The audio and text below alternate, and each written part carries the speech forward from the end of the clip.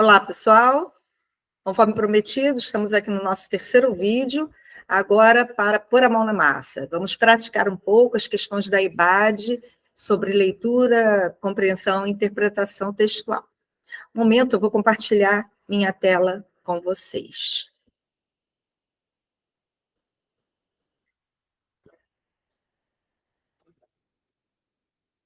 Bem, vamos lá. Temos um texto aqui. E a questão diz o seguinte: leia o texto a seguir para responder a questão. Tem muito, deixa eu só voltar um pouquinho aqui. Vamos lá. Distância tem cura. Em quase 30 anos, atendendo doentes em cadeias, jamais ouvi um desaforo, uma palavra áspera, uma reivindicação mal educada.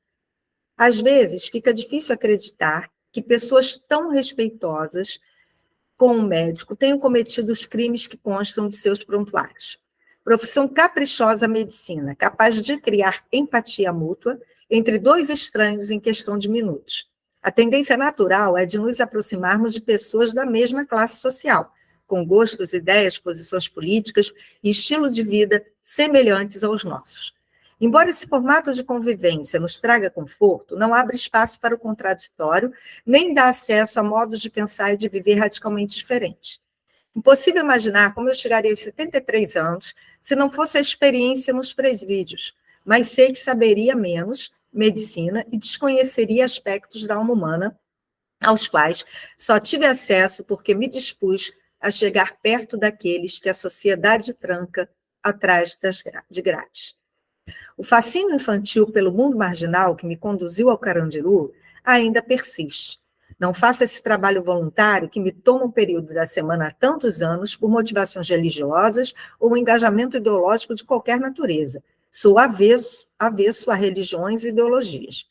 Mas porque posso dispor desse tempo e manter aceso o interesse pela complexidade das interações humanas, sem o qual viver perde o encanto. Bom, então temos aí um texto do doutor Drauzio Varela. E o que nós percebemos, gente?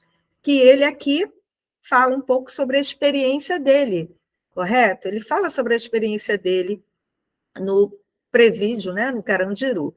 Então, a questão pergunta o seguinte: qual a principal característica de gêneros textuais como este é? O que ele está fazendo? Não sei se vocês perceberam, repararam, mas como ele usa a primeira pessoa, vamos voltar aqui um pouquinho ao texto.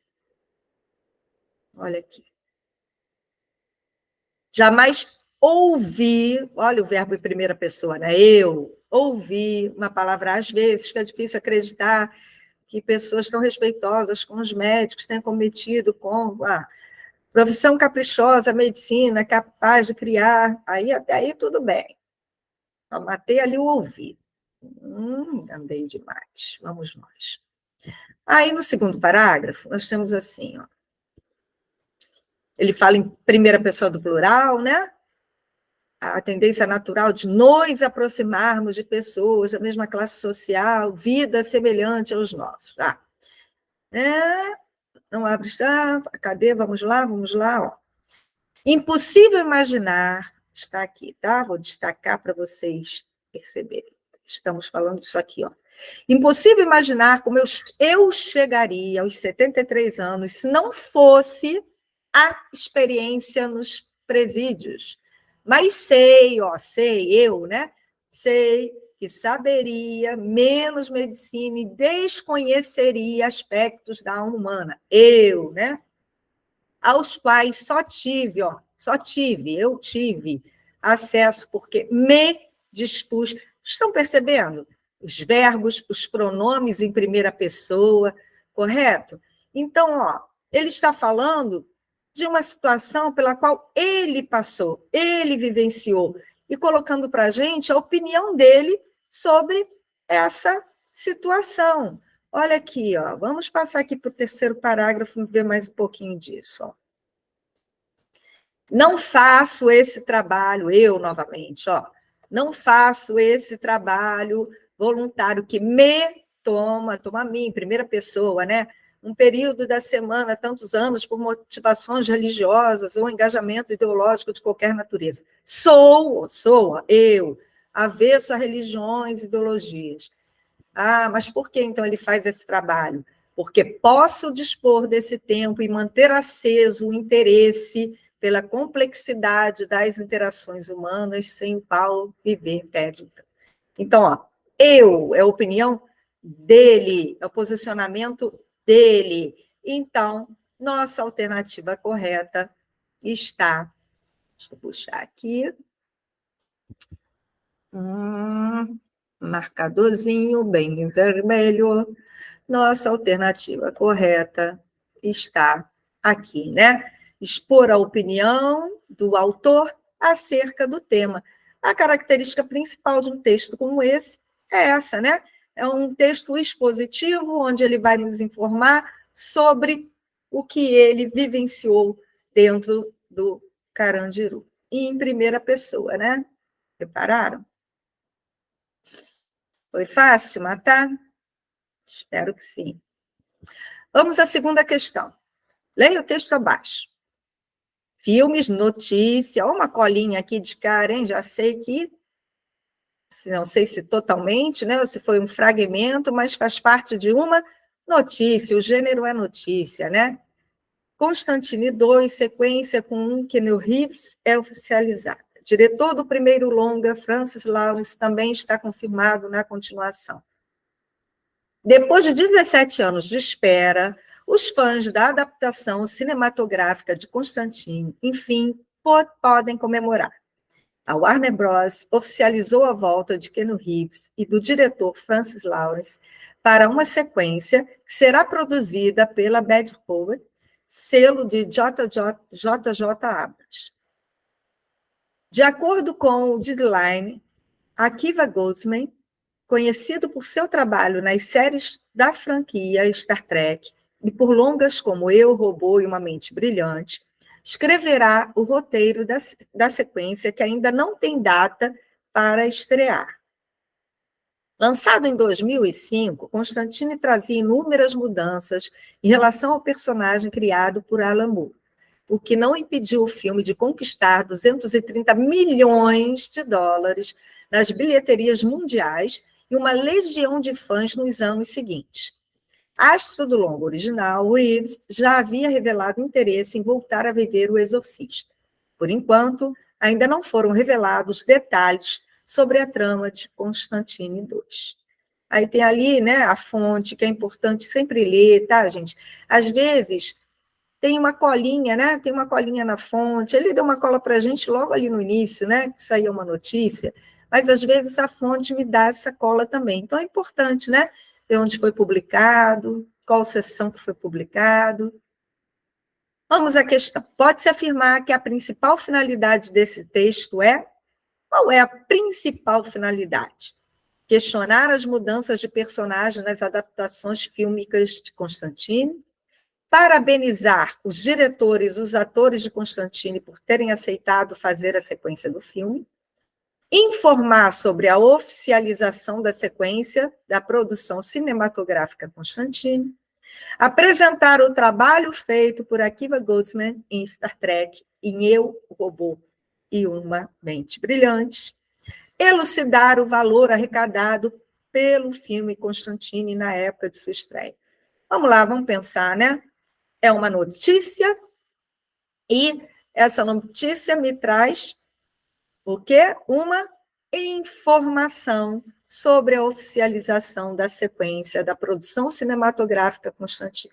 Gente, professora, tem ali também, né, o valor arrecadado? Tem. Fala sobre as mudanças? Sim.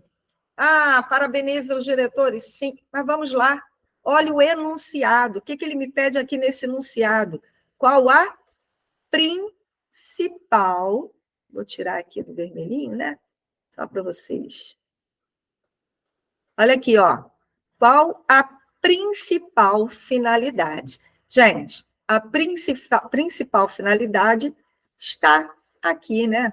Na minha letra C, tá? Informar sobre a oficialização da sequência da produção cinematográfica Constantino. Acho que fácil também, né? Tranquilo? Quer voltar? Vamos voltar lá, só para vocês perceberem isso no texto.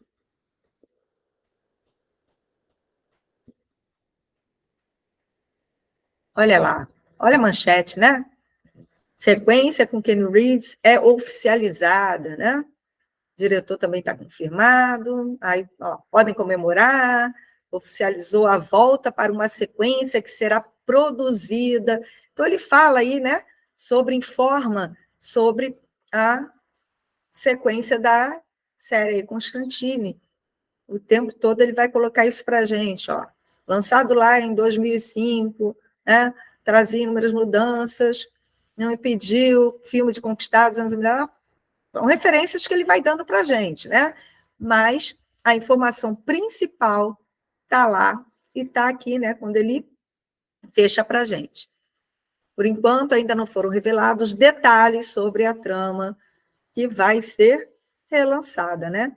Então, a principal finalidade desse texto está aqui. Informar sobre a oficialização da sequência da produção cinematográfica. Ainda não tem a data, né? Ele diz ali para a gente, mas já foi oficializado e está lá no texto, né? Perceberam isso? Vamos à questão 3. Leia o excerto a seguir. Excerto é um pedaço de um texto, tá? Depois de 2 anos estudando em Paris, o médico Oswaldo Gonçalves Cruz voltou ao Brasil em 1899 e teve uma agenda cheia. Em outubro desse ano, ele foi chamado para ajudar a conter um surto de peste bubônica em Santos, no litoral paulista. Em 1900, começou a construir na cidade do Rio de Janeiro um instituto que depois ganhou seu nome e se transformou em uma das principais instituições de produção de vacinas e de pesquisa do país.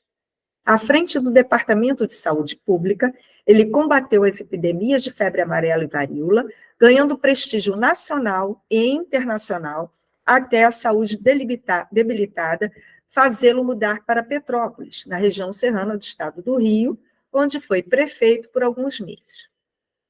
Além dos relatórios dos artigos científicos, as ideias, o dia a dia, a trajetória profissional de Oswaldo Cruz estão refletidos nas 342 cartas que ele escreveu para a família, 583 para instituições públicas e outras 259 trocadas entre ele e outros cientistas de outubro de 1899 ao fim de 1916, quando renunciou ao cargo de prefeito de Petrópolis por estar com a saúde bastante frágil.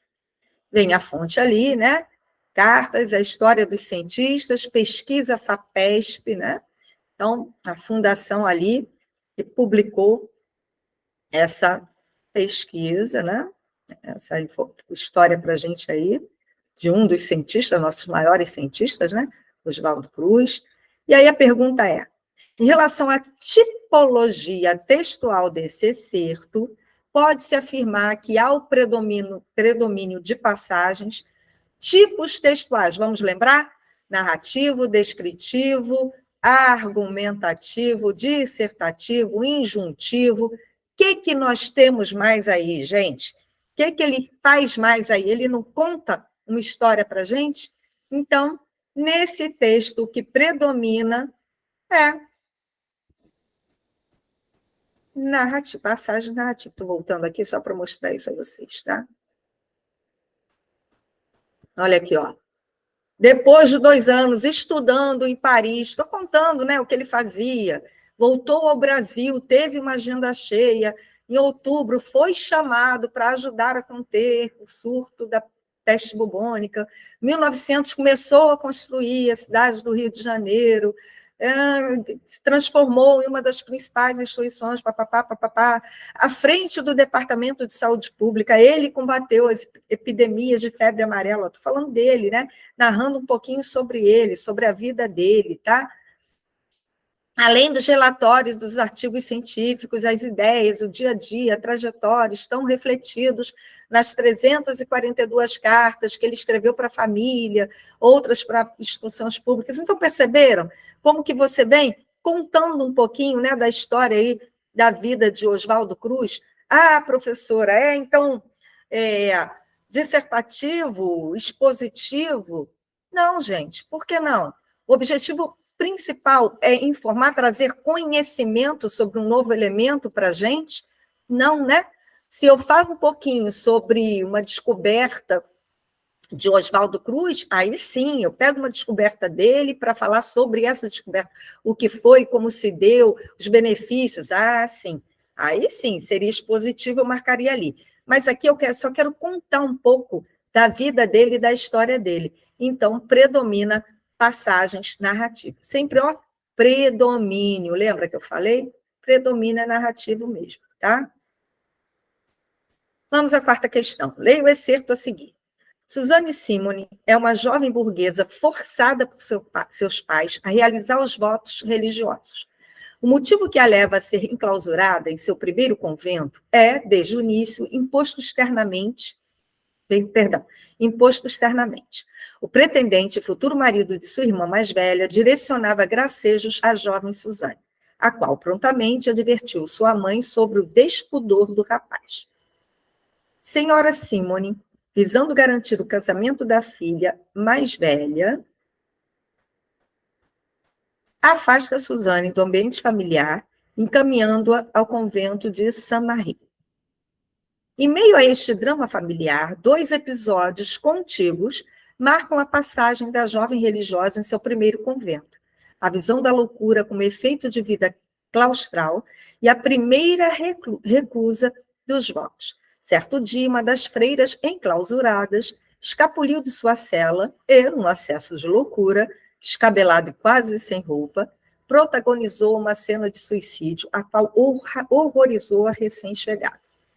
Seguindo sua voz interior, a despeito dos jogos e tentativas de manipulação por parte da Madre Superiora, Suzanne desafia a ordem religiosa e familiar ao recusar, em cerimônia pública, a tomada de hábito, dizendo desejar ser tudo, exceto religiosa.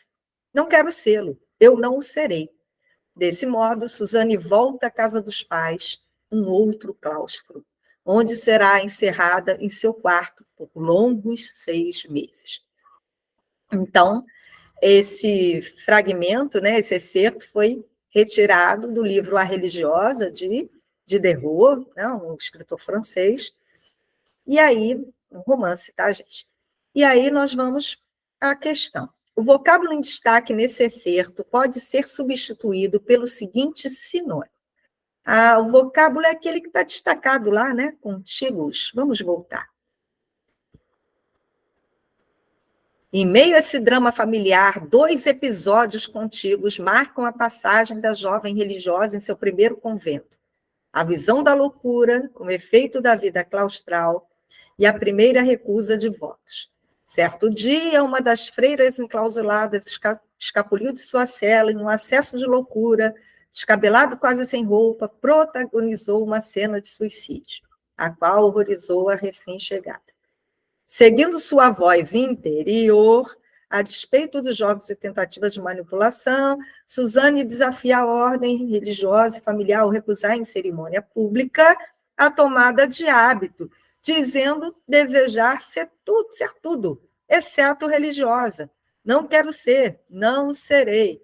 Então, olha, aconteceu primeiro, né, a outra jovem ficar louca, né, a outra jovem ter um acesso ali de loucura, e ela ficou horrorizada, e logo em seguida, o que ela fez?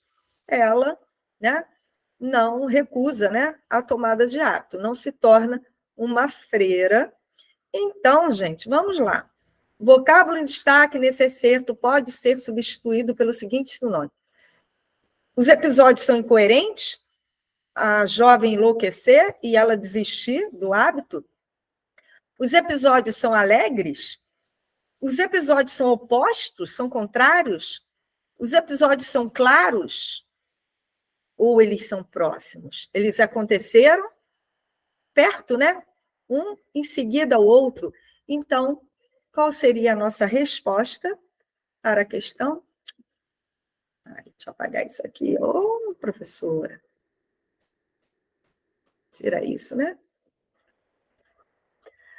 Marquei tudo, agora eu tenho que desmarcar tudo. Faz parte.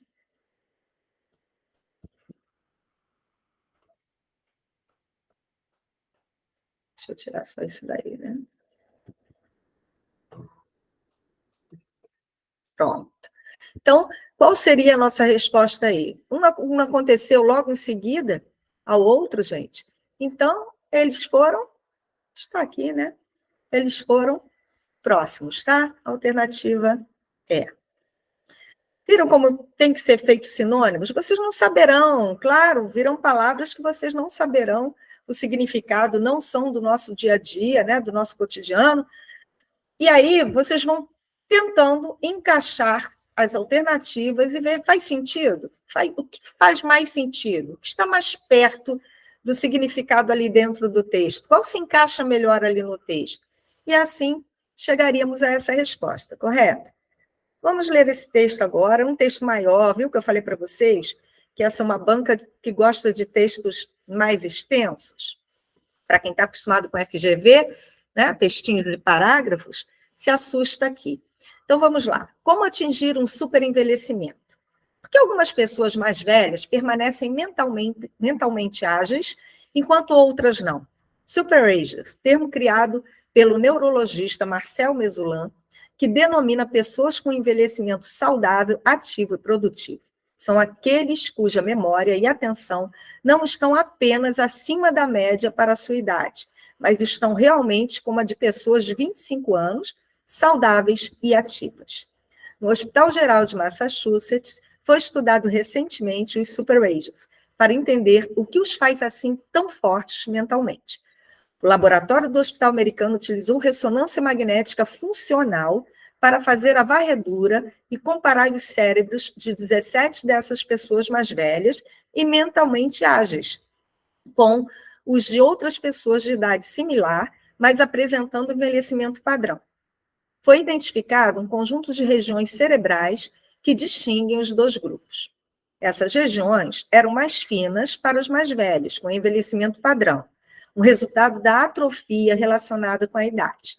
Mas, nos indivíduos com superenvelhecimento, as regiões cerebrais eram indistinguíveis daquelas de adultos jovens, aparentemente intocadas pelos sinais do tempo. Quais são as regiões cruciais do cérebro? Se você pedisse a maioria dos cientistas para adivinhar, eles poderiam nomear regiões que são pensadas como cognitivas ou dedicadas ao pensamento, como córtex pré-frontal, frontal lateral. No entanto, isso não é o que foi encontrado. Quase toda a ação foi em regiões emocionais, como o giro do símbolo médio do córtex e a porção anterior da ínsula.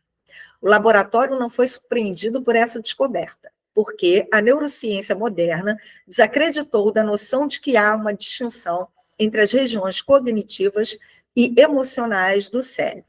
A pesquisa demonstra que essas regiões principais atuam significativamente para um superenvelhecimento. Quanto mais grossas são essas regiões do córtex, melhor o desempenho de uma pessoa em teste de memória e atenção, como memorizar uma lista de substantivos e relembrá-la 20 minutos depois. Quais as atividades, se houver, que aumentariam suas chances de permanecer mentalmente afiado na velhice? Esta questão ainda é estudada, mas a melhor resposta no momento é trabalhar ou se empenhar duro em algo. Muitos laboratórios observaram que essas regiões críticas do cérebro aumentam sua atividade quando as pessoas realizam tarefas difíceis, quer o esforço seja físico ou mental. Você pode, portanto, ajudar a manter essas regiões espessas e saudáveis através de exercício vigoroso e ataques de esforço mental extenuante. No entanto, a estrada para um superenvelhecimento é difícil, porque estas regiões do cérebro têm outra prioridade intrigante. Quando aumentam sua atividade, você tende a se sentir consideravelmente mal, cansado, frustrado. Pense na última vez que você lutou com um problema de matemática ou empurrou-se para seus limites físicos. Trabalho duro faz você se sentir mal no momento. O Corpo de Fuzileiros Navais dos Estados Unidos tem um lema que incorpora este princípio. A dor é a fraqueza deixando o corpo. Ou seja, Desconforto do esforço significa que você está construindo músculo e disciplina. Os super rangers são como fuzileiros navais. Eles se sobressaem ao não desistir de uma atividade por causa do desagrado temporário do esforço intenso. Estudos sugerem que o resultado é um cérebro mais jovem, que ajuda a manter uma memória mais nítida e uma maior capacidade de prestar atenção. Isso significa que quebra-cabeças agradáveis não são suficientes para proporcionar os benefícios de um superenvelhecimento, nem os sites populares de jogos cerebrais. Você deve fazer uma atividade que exija bastante esforço, tipo, faça até que doa, então um pouco mais. À medida que as pessoas envelhecem, a pesquisa mostra que se cultiva a felicidade, evitando situações desagradáveis. Isso, às vezes, é uma boa ideia, como quando você evita um vizinho rude. Mas, se as pessoas contornarem consistentemente o desconforto do esforço mental ou físico, esta restrição pode ser prejudicial para o cérebro, pois o seu tecido se torna mais fino com o desuso. Se você não usá-lo, você o perderá. Então, assuma uma atividade desafiadora. Aprenda uma língua estrangeira, faça um curso universitário online, domine um instrumento musical, trabalhe seu cérebro. Olha a fonte ali, né, de pesquisa. Bom, no trecho, quais as atividades, se houver, que aumentariam suas chances de permanecer mentalmente afiado na velhice, o termo destacado pode ser substituído sem prejuízo por manter afiado, por tudo que lemos no texto. O que seria manter afiado? Seria se manter perspicaz, né? Quase que a professora quebra a língua. Perspicaz é o quê? Uma pessoa esperta, né? Alerta, atenta, tá? Então, aí, o sinônimo mais adequado para afiado, né? Se manter afiado seria se manter perspicaz, correto? Vamos para a próxima questão. Para se atingir o superenvelhecimento, o texto sugere que... É que o texto sugere lá, né? Que para a gente atingir esse superenvelhecimento, o que a gente tem que fazer? Realizar tarefas difíceis, fora da zona de conforto, evitar esforço físico, contrário, né? Usar quebra-cabeças não basta. Evitar situações desagradáveis, o oposto a isso. Evitar um vizinho rude, nem sempre, né? Então, a nossa resposta está aqui na alternativa A. Para atingir o superenvelhecimento, temos que realizar tarefas difíceis que nos tirem da nossa zona de conforto. Assinale a alternativa que indica a ideia geral do texto. Qual é a ideia geral do texto? Vamos ver. Possibilidade de manter a saúde cerebral durante o envelhecimento, o uso e os resultados da ressonância magnética funcional comportamental, as pesquisas médicas sobre o córtex pré-frontal lateral, as pesquisas médicas sobre o giro do símbolo médio do córtex, os testes de memória e atenção, como a memorização. Vamos lá, né? Como um todo, o texto fala sobre o quê? Qual a ideia geral desse texto? Está ali, de novo, na nossa alternativa A.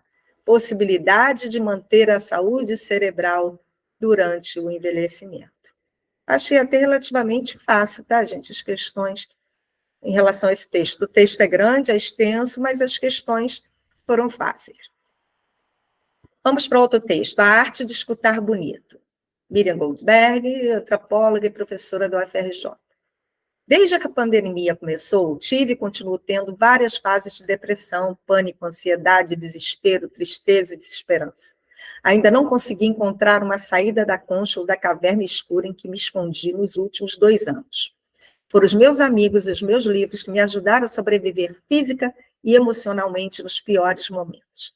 Decidi relembrar aqui algumas lições que aprendi em meio a essa tragédia para ajudar quem está precisando de um colete salva-vidas ou de um abraço carinhoso, como eu ainda preciso. Viktor Frankl me desafiou a construir uma vida com significado. Apesar das circunstâncias dramáticas, ninguém pode destruir a liberdade que temos de escolher a melhor atitude para enfrentar o sofrimento inevitável. Simone de Beauvoir e Jean-Paul Sartre me mostraram que não importa o que a vida fez de nós, o que importa é o que fazemos com o que a vida fez de nós. Quais são os nossos propósitos e projetos de vida? Epicteto me mostrou que a nossa felicidade e liberdade começam com a compreensão de um princípio básico. Algumas coisas estão sob nosso controle e outras não. Devemos sempre fazer o máximo e o melhor que estiver ao nosso alcance. Cada obstáculo pode ser encarado como uma oportunidade para descobrirmos a nossa coragem desconhecida e para encontrarmos o nosso potencial escondido. As provações que suportamos podem revelar quais são as nossas forças e fraquezas. Clarice Lispector me mostrou que os nossos piores defeitos podem estar sustentando o edifício inteiro. Ao aceitar as nossas limitações, em vez de lutar contra elas, a gente se torna livre. Com Clarice, desisti de lutar contra as minhas angústias, ansiedades, inseguranças, vergonhas, culpas, obsessões, medos e tristezas, e passei a olhar com mais carinho para Olivia Palito, que se escondia no armário para fugir da violência, gritos e surras do pai e irmãos. A minha história familiar me tornou a mulher que escreve compulsivamente para, como Clarice, salvar as vidas dos meus amores e salvar a minha própria vida. Quem eu seria hoje se não tivesse sobrevivido como uma formiguinha com medo de ser esmagada? Rubem Alves me revelou que ostras felizes não fazem pérolas. É a ostra triste que, para se proteger do grão de areia que machuca, produz as mais belas pérolas. Ele também me ensinou a arte de escutar bonito, uma arte que só valorizamos em meio ao sofrimento, dor e angústia existencial. Já contei aqui que o meu maior arrependimento é não ter aprendido a escutar bonito meus pais para compreender melhor a minha própria história. Tento compensar esse vazio existencial escutando bonito meus amigos nonagenários. Meu melhor amigo Guedes, de 98 anos, me ensinou: tem que ter coragem, Miriam, coragem. Ele nunca me deixa desistir quando me sinto impotente, apavorada e sem força para continuar. Sem ele, eu não teria conseguido enfrentar a depressão, o desespero, o pânico que senti em vários momentos. Todos os dias, 18 horas e 30 minutos, desde o primeiro dia da pandemia, ele telefona para mim. Conversamos, rimos, lemos, cantamos, brincamos com as palavras e aprendemos juntos a escutar bonito. A nossa amizade é o mais belo presente que ganhei da vida, um tesouro que nenhum egoísta, vampiro ou odiador de plantão conseguirá destruir. São essas pequenas doses de amor que me dão coragem para continuar escrevendo, estudando, escutando bonito. São essas pequenas epifanias que me socorrem nos momentos em que, como escreveu Clarice, eu acho que tudo o que eu faço com tanta paixão é pouco, é muito pouco. Que texto lindo, né? Uma crônica aí da nossa amiga. Vamos voltar aqui, eu minimizei a minha tela. Deixa eu só aumentar aqui para finalizarmos. Bem, gente, vamos lá. Em relação a esse texto, né? Já vimos que é um texto literário, certo? E a questão pergunta o seguinte: ao aceitar as nossas limitações, em vez de lutar contra elas, a gente se torna livre. A expressão sublinhada nessa frase é característica da linguagem. Que linguagem, gente? Formal, a do dicionário, acadêmica, que usamos em trabalhos científicos? Prolixa? Prolixa é quando eu dou muita volta para dizer algo. Jurídica? Não, né? Ela é característica da linguagem coloquial. O que é linguagem coloquial?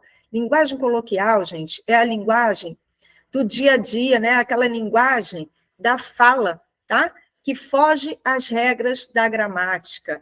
Então, a gente é uma forma coloquial, né? Uma forma vulgar da língua. Na escrita, eu não devo. Posso falar sim, mas na escrita eu não devo. Eu devo utilizar o pronome nós, né? Nós nos tornamos livres. Seria aí a forma culta da língua, tá? Então, formal, culta. Que nós temos ali em a gente e a língua, uma característica da linguagem coloquial, informal, aquela do cotidiano, do dia a dia, da fala, mas que não obedece aí às regras da gramática, correto?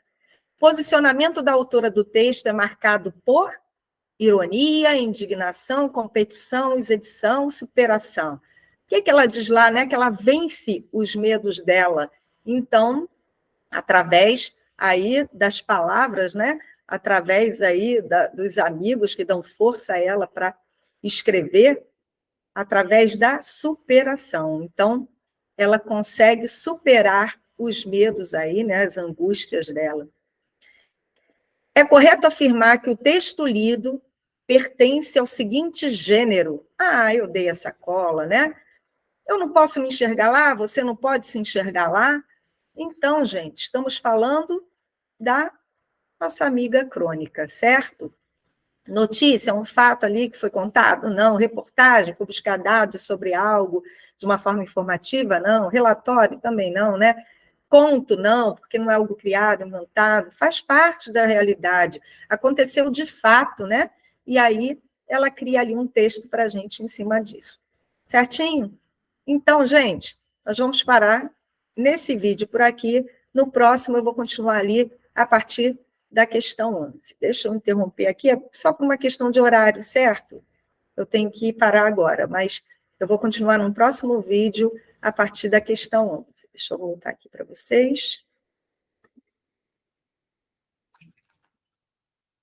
Meus queridos, então, já tivemos aí um pouquinho de intimidade com a banca, como que essa banca vai cobrar de vocês, como vêm essas questões. Para quem já fez em sala de aula comigo, é mais um reforço, né? Rever a questão. E no próximo vídeo eu continuo para vocês. Se eu tivesse tempo, já ia terminar mais questões aqui. Infelizmente, está na minha hora. Mas no próximo vídeo eu continuo com vocês e daremos sequência a outros mais, se Deus quiser. E eu administrar meu tempo. Beijo, beijo. Até a próxima.